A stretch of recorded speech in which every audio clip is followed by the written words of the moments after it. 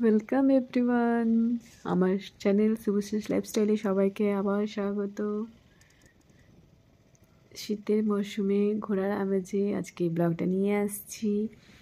আজকে আমাদের আড্ডাতেই সাহেব বাঁধে আমরা একটু ঘুরতে যাচ্ছি। তো দাদার সাথে আমি আর মা বেরিয়ে পড়েছি। দাদা তো আসতে চায় না, খুব কষ্টে ওকে নিয়ে আসা হয়েছে, মানে আমাদের আনার জন্য। নিজেরাই চলে যাওয়া বলছিল টোটোতে করে, কিন্তু বিরক্ত হয়, তাও ওকে নিয়ে এলাম কোনো রকমে বুঝিয়ে। তো এই সাহেববাঁধ বা আরেকটা নাম হচ্ছে পম্পুতলা।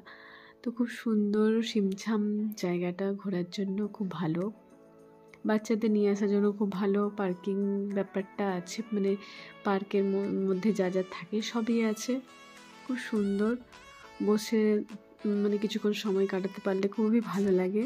মাঝে মাঝে আসতে মন যায়, তখন চলে আসি। তো আমাদের বাড়ি থেকে একটু দূর হচ্ছে, স্কুটিতে করে বা টোটোতেও আসা যায়। খুব সুন্দর, শীতের সময় আর একটু বেশি ভালো লাগে। চারধারে ফুল আর ফুল, খুব সুন্দরভাবে সাজানো গোছানো। আর এই সময় বোটিংটাও চলছে, তবে বোটিং একটাই বোট আছে দেখলাম অ্যাভেলেবেল, আর মানুষের সংখ্যা অনেক বেশি, সেই জন্য আর চাপা হলো না, নাহলে ইচ্ছা ছিল চাপার। এই যে একটা বোটই চলছে, আছে আরও অনেক, কিন্তু চলছে একটাই, জানি না কেন। তো এই ফুল, সেই সুন্দর কালারফুল ফুলগুলো দেখে সত্যি মনটা খুব সুন্দর লাগে। অনেকক্ষণ আমরা বসেছিলাম, বসে বেশ ভালোই লাগছিল, অনেক লোকও ছিল। এই সময়টা ঘুরতে সবাই ভালোবাসে, তাই সবাই দেখেছি, মানে এই সময়টা ভিড় বেশি হয়।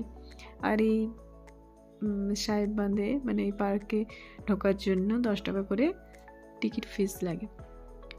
এই সামনে ওটা দেখছেন, ওখানে ক্যান্টিন আছে, ওখানে চা, পকোড়ি আর এমনি প্যাকেট ফুডসগুলো সব আছে, নেওয়া যেতে পারে।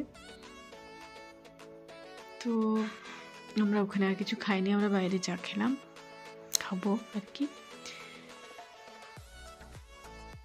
মাকে নিয়ে একটু ভেতর দিকে এলাম, পার্কের দিকটা যেখানে বাচ্চারা খেলাধুলা করে, সব অনেকে ফটোশ্যুট করছে, ভিডিও করছে, দোলনা আছে। তো মাকে বললাম চলো দোলনায় যাবো, মাকে বসালাম। মা তো বসতে চায় না, কিন্তু মাকে বসিয়ে দিলাম, দেখো কেমন লাগছে। আর মা খুব হাসছে, আর ভিডিও করে নিয়েছি।